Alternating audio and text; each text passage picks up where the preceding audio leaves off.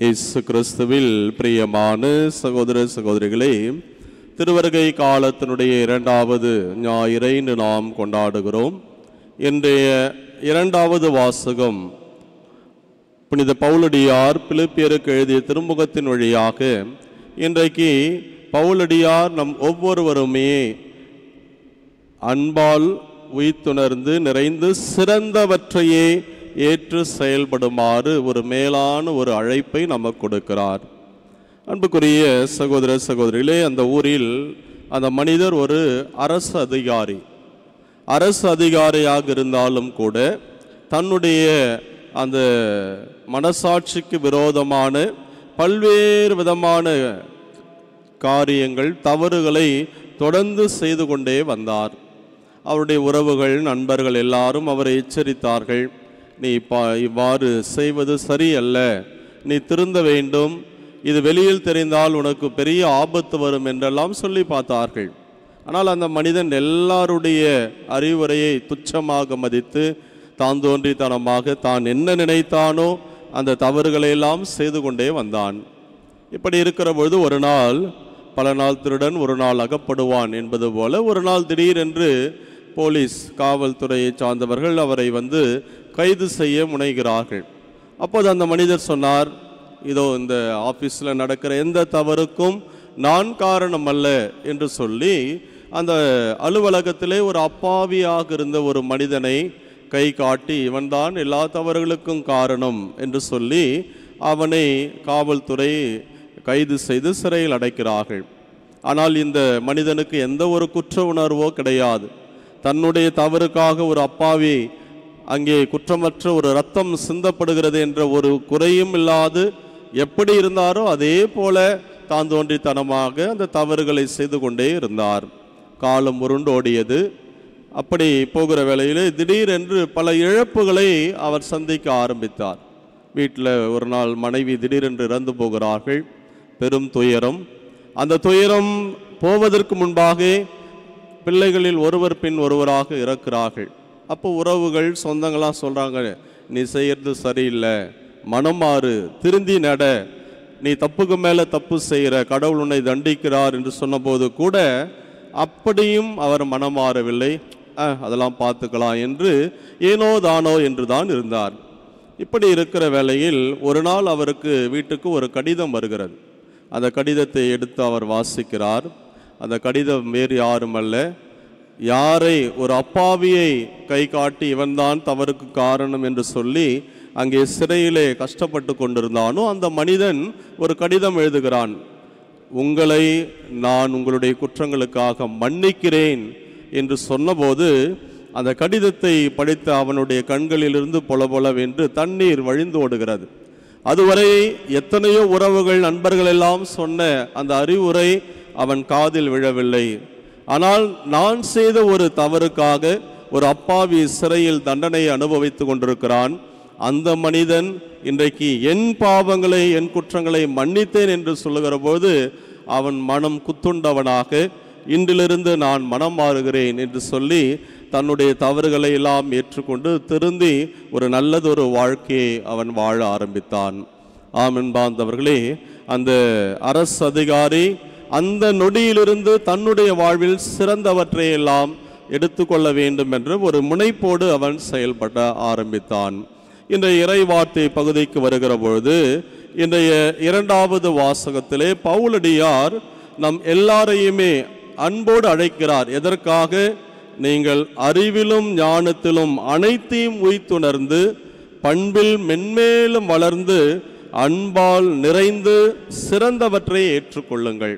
உங்களுடைய வாழ்க்கையில் எதெல்லாம் சிறந்ததோ அதை தேர்ந்து தெளியுங்கள் என்று சொல்கிறார். இன்றைக்கு சமுதாயத்திலே பார்க்கிற போது பலதரப்பட்ட மக்கள் இருக்கிறார்கள். ஒரு சிலருக்கு நல்லது எது, கெட்டது எதுன்னு தெரியறதில்லை. காரணம் அவர்களுடைய அறியாமை அல்லது அறிவின்மை.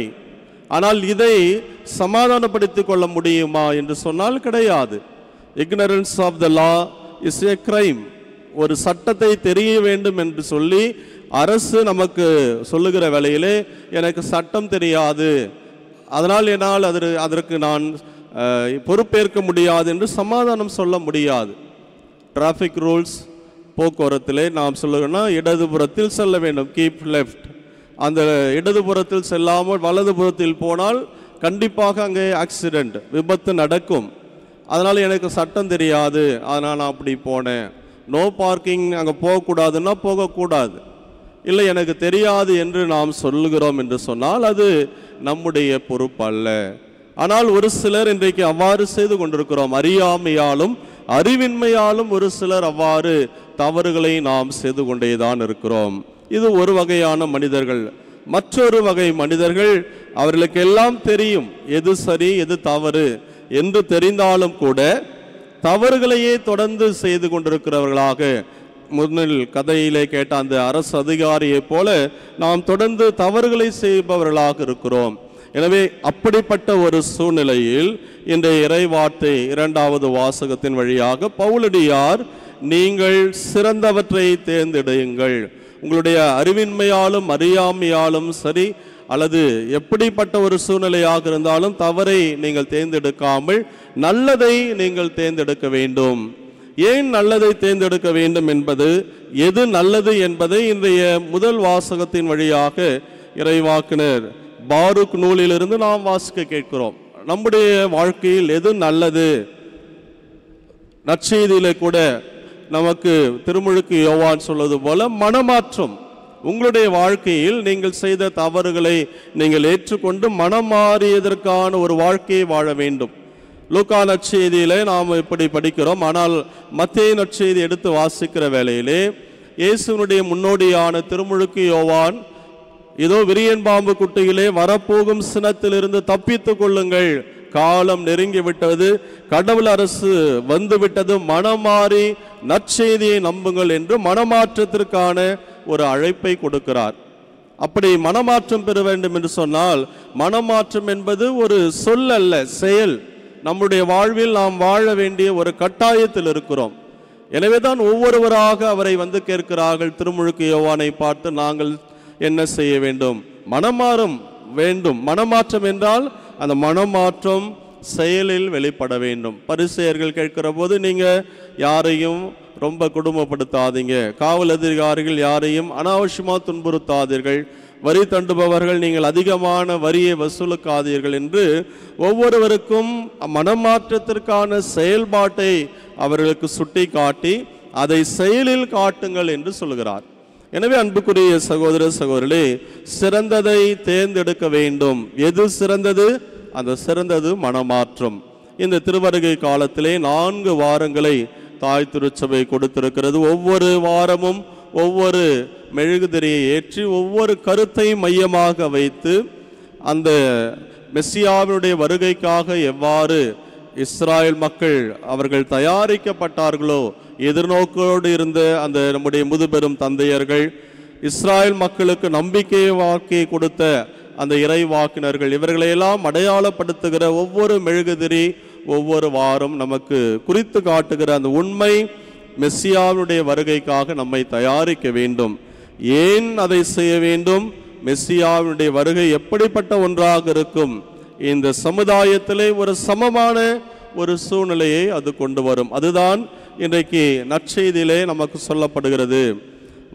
பள்ளங்கள் நிரப்பப்படும், மலை குன்றுகள் சமதளமாக்கப்படும். இன்றைக்கு சமுதாயத்தில் இருக்கக்கூடிய ஏற்றத்தாழ்வுகள், நல்லவன் கெட்டவன், ஏழை பணக்காரன், கீழ் ஜாதி மேல் ஜாதி என்று பலவிதமான ஒரு கட்டமைப்பை சமுதாயத்திலே நாம் உருவாக்கி அதுதான் சரி என்ற ஒரு நிலையில் இருக்கிறோம்.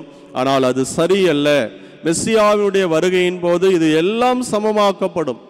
எல்லா நிலையிலும் மனிதர்கள் மாண்புடன் மதிக்கப்பட வேண்டும் என்ற ஒரு சிந்தனையை இந்த மெஸ்ஸியாவினுடைய பிறப்பு நமக்கு கொடுக்கிறது. அதுதான் இன்றைய நற்செய்தியிலே நமக்கு திருமுழுக்கு யோவான் உரத்த குரலில் நம்மை பார்த்து சொல்கிறார்.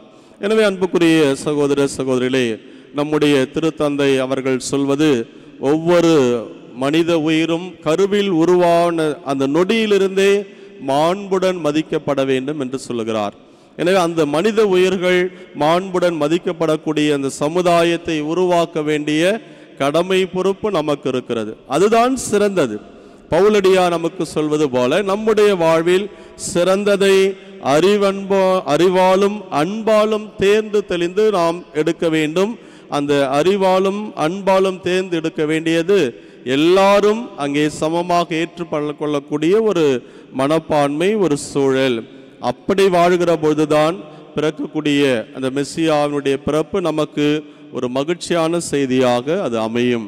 எனவே இந்த இறைவார்த்தை நமக்கு சொல்கிற இந்த ஆழமான சிந்தனைகளை நாம் உள்வாங்கி நல்லது என்ற அந்த உண்மையான மனமாற்றத்தை ஏற்றுக்கொண்டு, சிறந்தது என்ற அந்த மனமாற்றத்தை ஏற்றுக்கொண்டு அதை செயலில் காட்டக்கூடிய மக்களாக இருக்க தொடர்ந்து முயற்சிடுப்போம். அதற்கு தேவையான வரத்திற்காக ஜெபிப்போம். இறைவனேசு நம்மை நிறைவாக ஆசீர்வதிப்பாராக. ஆமீன்.